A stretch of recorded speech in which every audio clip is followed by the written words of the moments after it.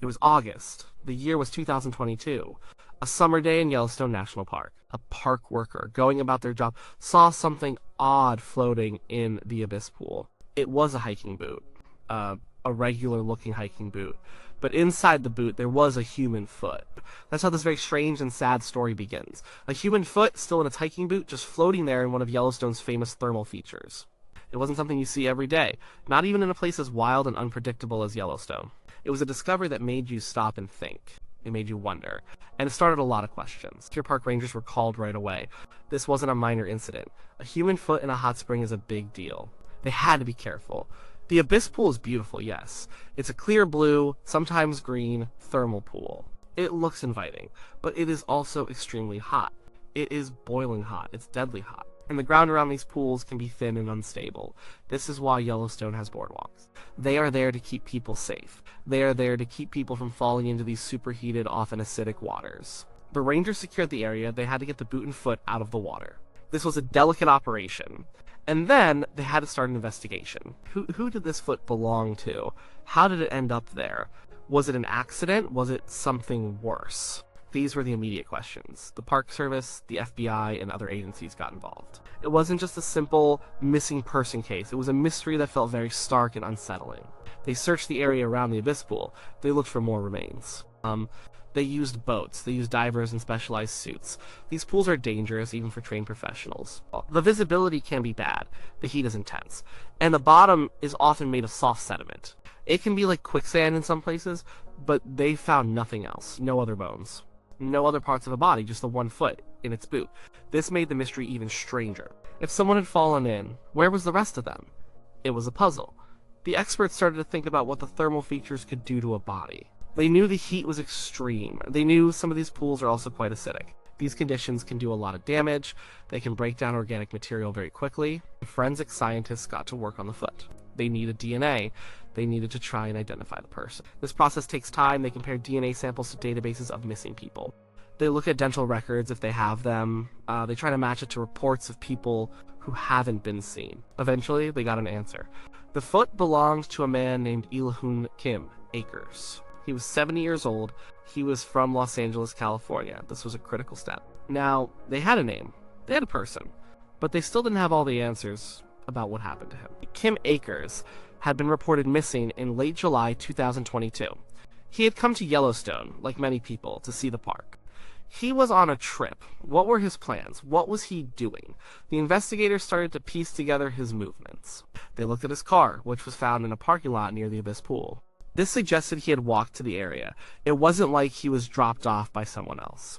The focus shifted to understanding Kim Akers' last known actions. Where was he staying? Who was he with? All these details helped build a picture.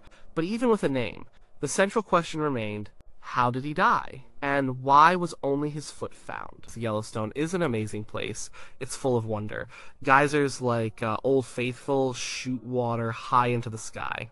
Hot springs glow with incredible colors, mud pots gurgle and steam, but it's also a very dangerous place. The ground can be unstable. The water in the thermal features is superheated. It's not just warm, it's boiling or close to boiling. And some of it is very acidic. People die in Yellowstone every year. Not usually in this exact way, but deaths do happen. Sometimes it's from falls, sometimes it's from animal attacks, though those are rare. Sometimes it's from the thermal features. Park rangers put up signs. They build boardwalks. They tell people to stay on the marked paths.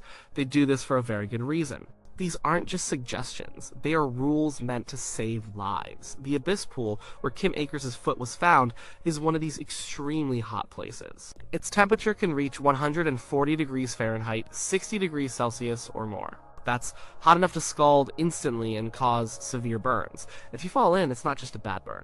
It's much worse. So, the investigators started to consider the possibilities for Kim Akers. Was it foul play? Did someone push him in? Or kill him and then put his foot there?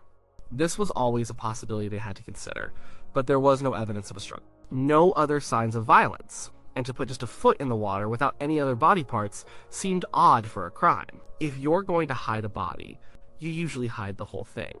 Was it an animal attack?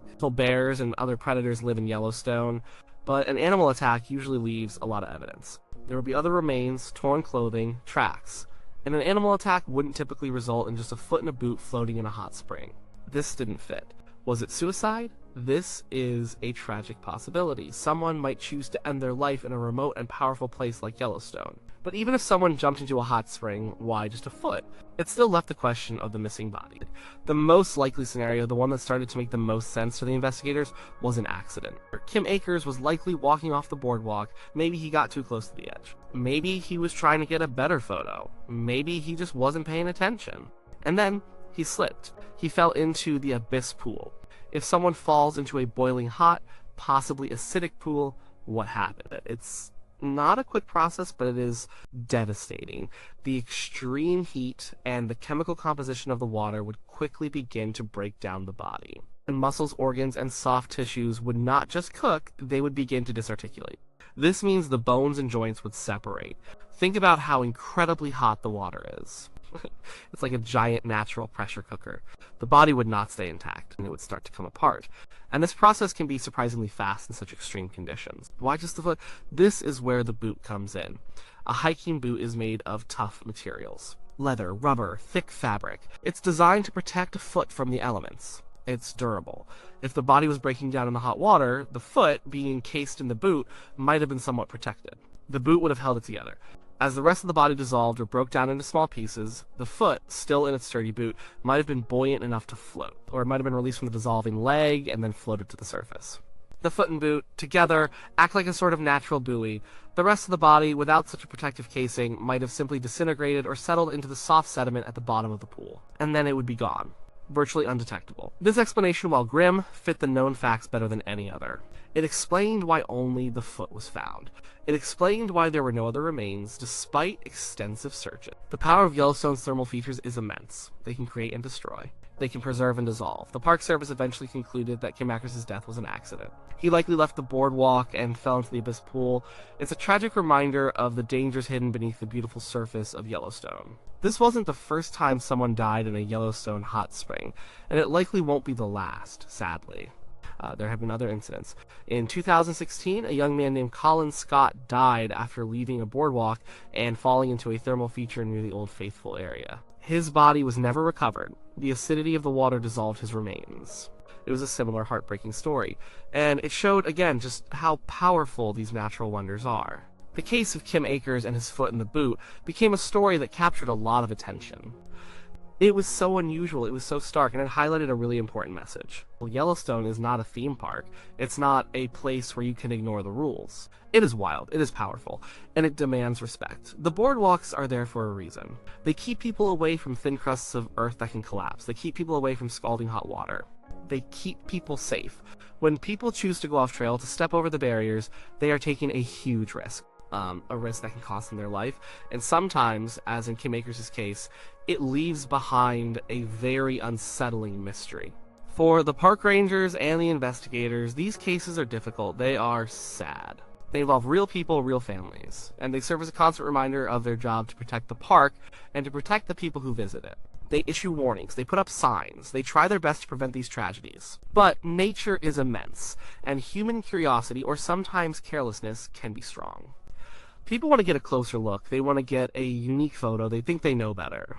But in Yellowstone, the rules are not just bureaucratic hurdles. They are essential for survival. The foot in the boot, it sounds like something out of a horror story, but it was real. It was a real event that happened in one of America's most cherished national parks. And it should make everyone who hears about it think twice. Think about the power of nature. Think about the dangers that exist even in places of great beauty, and think about why those simple rules, like staying on the boardwalk, are so incredibly important. Because sometimes when you break those rules, the consequences are irreversible. And what's left behind might only be a single haunting clue.